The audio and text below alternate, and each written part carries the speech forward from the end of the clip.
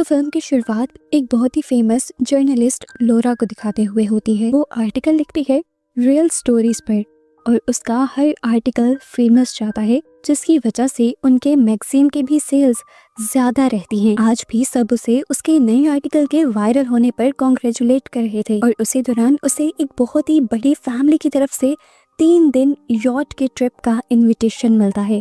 लोरा excited हो जाती है और फौरन इसे एक्सेप्ट कर लेती है। बॉस ने भी फौरन उसे लीव्स दे दी थी क्योंकि उसकी परफॉर्मेंस अच्छी थी। फाइनली यॉट पर पहुंचने पर बहुत ही बड़े बड़े लोग उसका वेलकम करते हैं और यहीं पर उसे बेन भी मिल जाता है, जिससे उसने हर ताल्लुक खत्म कर दिया था और वो नहीं चाहती थी कि उसका ये अच्छा सा ट्रिप अब बेन की वजह से स्पॉइल हो जाए। बेन उसके चेहरे से उसकी सारी बातें पढ़ लेता है और उसके पास आकर कहता है, जो तुम सोच रही हो मैं भी वैसा ही सोचता हूँ। हम दोनों का एक दूसरे से कोई ताल्लुक नहीं है, जो हुआ तुम उसे भूल जाओ। हम दोबारा से कोई भी नया ताल्लुक नहीं शुरू करेंगे।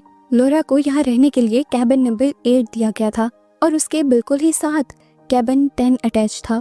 कैबिन 10 के अंदर कोई सिगरेट पी रहा था और यॉट के मूव करने पर उन सिगरेट के बट्स लोरा के रूम में आ जाते हैं, जिन्हें वो उठाकर डस्टबिन में गिरा देती है। ये सब लोग लाउंज में आ जाते हैं, एक दूसरे से अपना इंट्रोडक्शन करवाते हैं और यहीं पर लोरा को पता चलता है कि बेन यहाँ पर एज फोटोग्राफर आया था। खैर, सबको डिनर का टाइम बता दिया जाता है और सबको ही टाइम पर आने को कहा जाता है। लोरा अपने रूम में जाकर तैयार होने लग जाती है और फिर डिनर के लिए आती है। ये डिनर रिचर्ड नाम के एक अमीर आदमी ने रखा था। असल में रिचर्ड की भी सारी दौलत उसकी नहीं थी, उसकी बीमार वाइफ एन की थी, जो डिनर के ठीक दौरान लोरा को अपने पास अपने रूम में बुला लेती है। वो लोरा से कहती है, मैं तुम्हारी बहुत बड़ी फैन हूँ, मैंने तुम्हारे सारे ही आर्टिकल्स पढ़े हैं और सभी मुझे बहुत पसंद है। आज मैंने भी कुछ लिखा है, क्या तुम इसे पढ़कर बता सकती हो कि मैंने कैसा लिखा है? वो लोरा को एक पेज पकड़ा देती है और लोरा उसे पढ़कर शॉक रह जाती है, क्योंकि एन ने अपनी सारी ही प्रॉपर्टी और बैंक बैलेंस ट्रस्ट के नाम कर दिया था। वो एन से पूछती है, आपने ऐसा क्यों किया?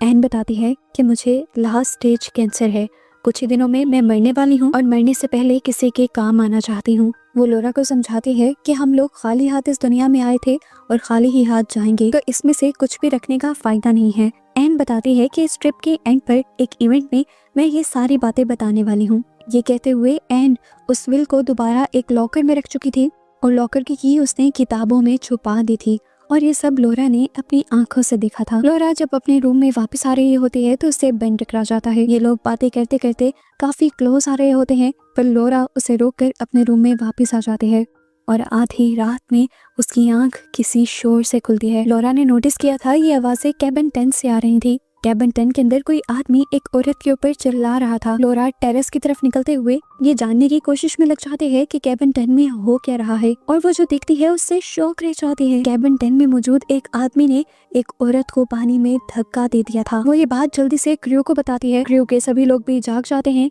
और लोरा की बताई लड़की की तलाश में लग जाते हैं, लेकिन आसपास पानी में उन्हें कोई भी नहीं मिलता। लोरा उन्हें यकीन दिलवाती है कि मैंने अपनी आंखों से उस लड़की को पानी में गिरते हुए देखा है। ये सुनते हुए क्रू पहले सभी मेहमानों का डाटा चेक करने लगते हैं। पता चलता है कि जितने मेहमान यहाँ पर इनवाइटेड थे, सारे ही मेहमान और क्रू मेंबर्स यहाँ पर पूरे थे। इसी वजह से कैबिन क्रू को लगता है कि या तो लोरा ने बुरा ख्वाब देखा है या फिर उसे हेलुसिनेशंस हो रहे हैं। लोरा अभी भी श्योर थी कि कैबिन 10 में से कोई गिरा था। क्रू के लोग उसे बताते हैं कि कैबिन 10 तो कभी खुला ही नहीं। वो कहती है, डिनर पर जाने से पहले कोई मेरा पीछा कर रहा था, मैं खुद छुपने के लिए कैबिन 10 के अंदर गई थी। कैबिन 10 खुला हुआ था और मैंने वहाँ पर एक लड़की को शॉवर लेते हुए भी देखा था। आप लोगों को मुझ पर यकीन नहीं आ रहा ना? वहाँ पर किसी ने सिगरेट भी पी थी और पहले ही दिन सिगरेट के फिल्टर्स आकर मेरे रूम में गिरे थे। वो अब अपनी डस्टबिन चेक करती है तो फिल्टर्स उसमें नहीं थे। साफ जाहिर था कि कोई ये सब छुपा रहा था।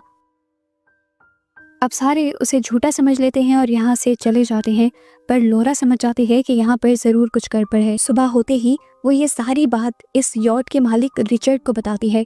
लोरा के कहने पर रिचर्ड पूरे क्रू को बुलाता है, सारे ही गेस्ट की लिस्ट चेक करता है, सीसीटीवी फुटेज देखता है, लेकिन रात की ही तरह उसे भी लोरा की बात पर यकीन करने के लिए कोई सबूत नहीं मिलता। कंफ्यूज होकर अब वो एन के पास चली गई थी।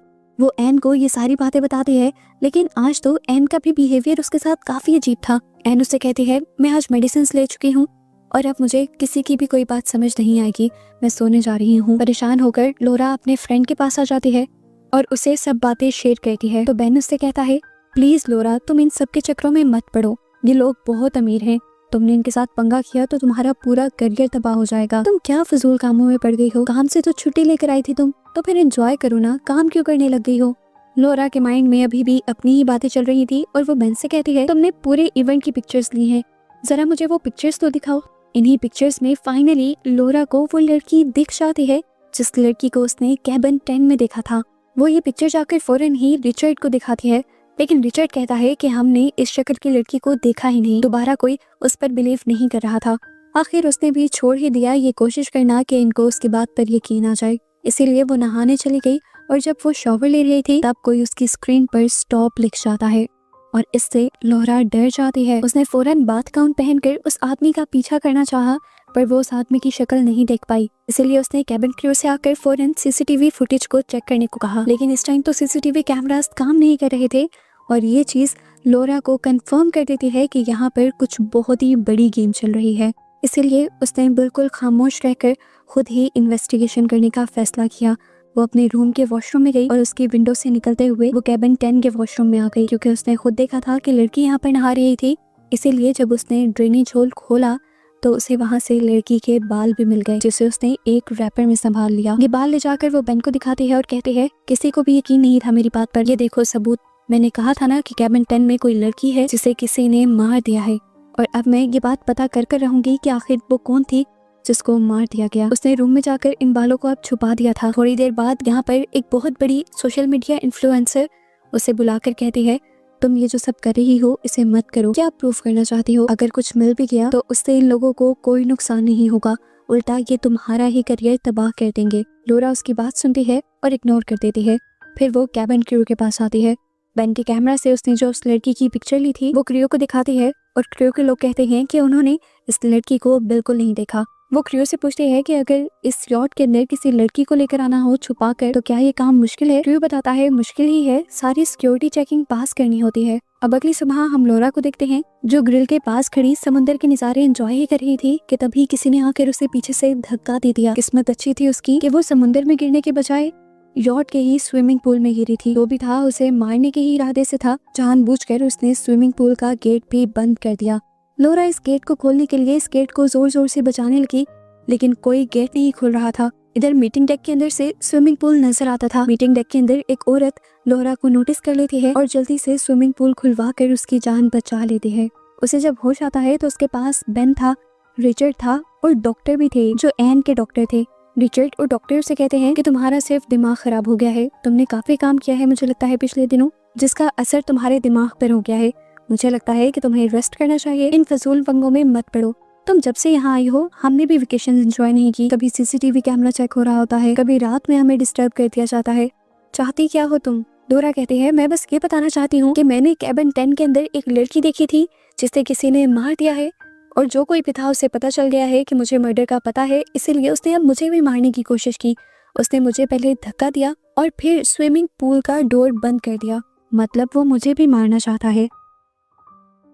अपने आप को प्रूफ करने के लिए वो जब उस लड़की के बाल लेने के लिए जाती है तो देखती है कि जो बाल उसने छुपाए थे उसे भी किसी ने उसके सामान से निकाल लिया था। अब तो उसे बेन पर ही शक होने लगा था, क्योंकि बालों के बारे में उसने सिर्फ बेन को ही बताया था, पर बेन इस सब में इन्वॉल्व नहीं था, क्योंकि जिस दिन वो बेन से बातें कर रही थी उसी दिन उनकी बातें कोई और भी सुन रहा था। अब क्योंकि वो हार चुकी थी और ये प्रूफ हो गया था कि यहाँ पर कोई लड़की नहीं है, तो वो चुपचाप अपने रूम में चली जाती है और कुछ ही देर बाद दोबारा कोई उसका रूम नॉक करता है। लोरा फौरन से उस लड़की के पीछे भागती है। हुडी पहनी हुई ये लड़की इंजन रूम के अंदर चली गई थी और लोरा ने यहाँ तक उसका पीछा किया था।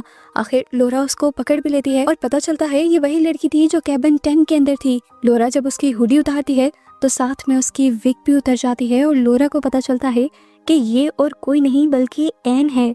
इससे पहले कि लोरा ये जाकर बात किसी और को बता देती, एन उसके सर पर कोई चीज मारते हुए उसे बेहोश कर देती है। लोरा को कई घंटों बाद होश आता है और जब वो यहाँ से निकलने की कोशिश करती है तो नाकाम हो जाती है, क्योंकि उस लड़की ने ऊपर जाने वाली सीढ़ियाँ उतार दी थी। कुछ देर बाद वो लड़की भी लोरा को चेक करने के लिए आ जाती है और लोरा उस लड़की को कहती है, मुझे सब समझ आ रहा है, तुम एन नहीं हो, तुम बस एन की हम शक्ल हो और तुमने ही उसकी प्रॉपर्टी को हथियाने के लिए उसे पानी में फेंका है। अब मुझे सारी गेम समझ आ रही है। रोते रोते वो लड़की बताती है, नहीं, तुम जो कह रही हो वो सब झूठ है। मैं तो यहाँ पर बस थोड़े से पैसों की लालच में आ गई थी। मुझे नहीं पता था कि कहानी इतनी बढ़ जाएगी। वो बताती है कि मुझे यहाँ पर एन का हस्बैंड रिचर्ड लेकर आया था और यहाँ पर दोबारा से लोरा को सारी कहानी समझ आ जाती है कि रिचर्ड ऐसा क्यों कर रहा था। एन क्योंकि अपनी सारी प्रॉपर्टी ट्रस्ट को देने वाली थी, तो ये चीज रिचर्ड को कबूल नहीं हो रही थी। एन ने अपनी वसीयत एक इवेंट के अंदर सबको बतानी थी और उस वसीयत से पहले ही रिचर्ड ने एन जैसी दिखने वाली एक लड़की ढूंढी और उसे बस एन बनकर इवेंट पर स्पीच देने को कहा, जो स्पीच भी रिचर्ड ने ही उसे लिखकर देनी थी। इस स्पीच में बस उसे यही कहना था कि मैं यानी एन अपनी पूरी प्रॉपर्टी अपनी मर्जी से रिचर्ड के नाम कर रही हूँ। लोरा यहाँ पर उसे रोकती है उससे बात करने के लिए, लेकिन तभी ये लड़की कैप पहनकर एन बनते हुए पार्टी में चली जाती है। बेन भी लोरा के लिए काफी परेशान हो रहा था क्योंकि कल शाम से वो भी नजर नहीं आई थी। वो जब उसके रूम में चेक करने के लिए जाता है तो अंदर से डॉक्टर मेहता निकलते हैं। वो बताते हैं कि लोरा की तबीयत काफी खराब है, मैंने उसे इंजेक्शन देकर चलाया है, तुम अभी उससे नहीं मिल सकते। दरअसल वो जानते थे कि लोरा रूम में नहीं है और इसीलिए वो परेशान थे क्योंकि वो रिचर्ड के साथ मिले हुए थे। रिचर्ड डॉक्टर से कहते हैं कि जैसे ही वो लड़की मिले उसे जहर का इंजेक्शन देकर मार देना। वो लड़की जो एन बनी हुई इसी रूम के वॉशरूम में थी, वो सारा प्लान रिचर्ड का सुन चुकी थी और समझ गई थी कि ये लोग लोरा को मार देंगे। इसीलिए आधी रात में सबके सोते ही वो लड़की लोरा के पास जाती है और उसे बता देती है कि ये लोग तुम्हें मारने का प्लान कर रहे हैं। लोरा उसे कहती है फिक्र मत करो, मैं तो किसी तरह बच जाऊंगी, लेकिन असल खतरा तुम्हारी जान को है। जैसे ही तुम उनका मकसद पूरा कर दोगी तुम उनकी बहुत बड़ी राजदार बन जाओगी और ऐसे लोग अपने राजदारों को छोड़ते नहीं हैं बल्कि मार देते हैं। वैसे भी तुम उसकी वाइफ एन के मर्डर की विटनेस भी हो। ये बातें सुनकर वो लड़की रोने लग जाती है और एन उससे कहती है लेकिन तुम फिक्र मत करना, मैं तुम्हें बचा लूंगी और सजा असल मुजरिमों को ही मिलेगी।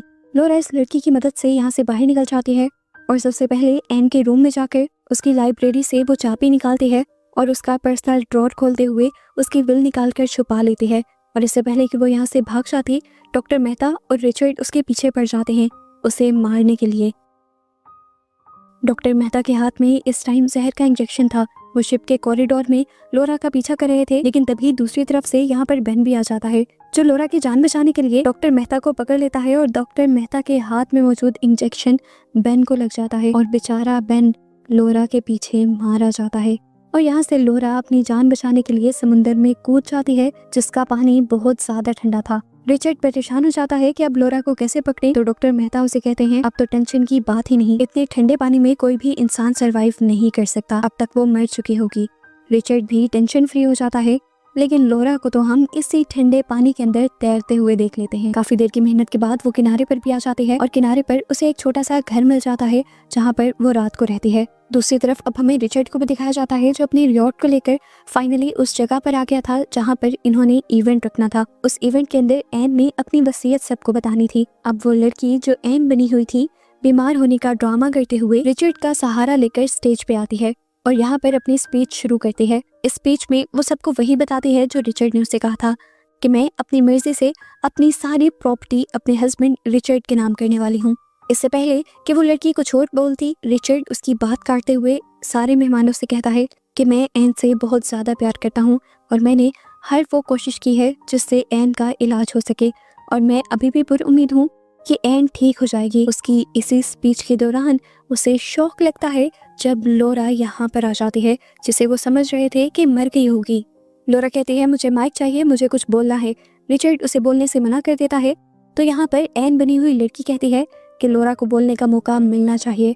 माइक पकड़कर लोरा एन की असल विल निकालती है और यहाँ सभी लोगों को सुनाने लग जाती है जिसमें एन ने अपनी सारी प्रॉपर्टी एक ट्रस्ट के नाम कर दी थी। अब लोरा एन बनी लड़की से पूछती है एन क्या आपने ये लेटर खुद लिखा है? वो लड़की मान जाती है और कहती है हाँ ये मैंने खुद ही लिखा है। ये सुनकर रिचर्ड को गुस्सा आ जाता है और गुस्से में वो बोल देता है ये वो लेटर कैसे लिख सकती है जब ये एन है ही नहीं। ऐसे उसका झूठ पकड़ा जाता है। उसका धोखा सभी लोगों के सामने आ जाता है कि जरूर उसने प्रॉपर्टी के लिए अपनी वाइफ को मार दिया और वो उसकी हमशक्ल लड़की को पैसे देकर ये सब बुलवाने के लिए यहाँ लाया था। रिचर्ड को भी ये बात समझ आ गई कि अब सभी लोग उसे यहाँ से जाने नहीं देंगे, इसीलिए वो एन बनी उस लड़की के गले पर चाकू रखते हुए उसे हॉस्टेज बनाकर यहाँ से बाहर ले जाता है। एक औरत जल्दी से उठकर पुलिस को कॉल करने की कोशिश करती है, लेकिन पुलिस को यहाँ आने में टाइम लग सकता था। रिचर्ड उस लड़की को लेकर भाग रहा था। अब एन की पर्सनल असिस्टेंट जिसके पास यॉट की भी सिक्योरिटी थी, वो रिचर्ड को मारने के लिए गोली चलाती है, लेकिन उसका निशाना चूक जाता है और रिचर्ड फिर भी यहाँ से चलता रहता है। तभी यहाँ पर भागती हुई लोरा आती है और अपने हाथ में पकड़े हुए रॉड से रिचर्ड के ऊपर हमला कर देती है, जिससे वो बेहोश हो जाता है। एन बनी हुई उस लड़की की जान बच जाती है और यहाँ पर पुलिस आकर रिचर्ड को अरेस्ट कर लेती है। फाइनली लोरा का मकसद पूरा हो गया था। उसने ये भी साबित कर दिया था कि केबिन 10 के अंदर लड़की थी और उसने ये भी साबित कर दिया था कि उस दिन उस यॉट पर एक लड़की का मर्डर हुआ था और वो लड़की एन थी। इस सब के मुजरिम को भी उसने पुलिस को पकड़वा दिया था और अब उसका काम खत्म हो गया था। इस काम के खत्म होने के साथ उसकी छुट्टियां भी खत्म हो गई थी, इसीलिए वो ऑफिस वापस आ जाती है और अपने साथ होने वाले इस इंसिडेंट पर ही आर्टिकल लिखती है और ये आर्टिकल दोबारा उसका बहुत ज़्यादा वायरल हो जाता है। इस आर्टिकल में उसने सबके बारे में बताया था और साथ ही सबसे ज़्यादा दुख बेन का किया था, जो बेकसूर ही इस सारे सिस्टम में मारा गया था। लोरा बेन को और उस वाक़ये को कभी नहीं भूलने वाली थी और बस इस तरह लोरा को ही दिखाते हुए ये मूवी यहाँ ख़त्म हो जाती है।